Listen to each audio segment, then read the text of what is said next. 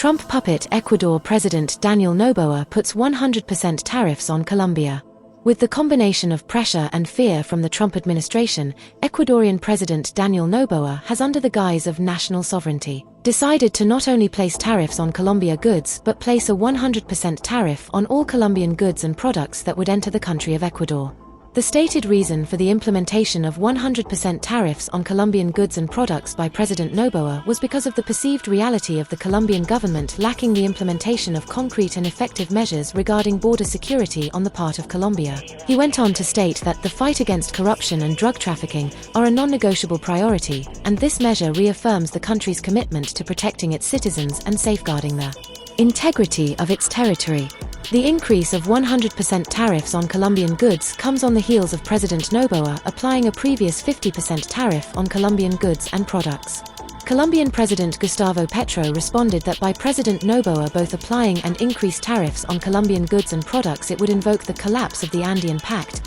which was a South American bloc pact that was created in May 1969 as a way to facilitate and increase the cooperational socio-economic and industrial growth between Bolivia, Colombia, Ecuador, and Peru. While President Noboa has not only condemned President Petro for not doing enough to combat drug trafficking and interstate violence, but it should also be noted that last November, President Petro spearheaded the interdiction and seizure of the largest transnational shipment of narcotics, cocaine, valued at $388 million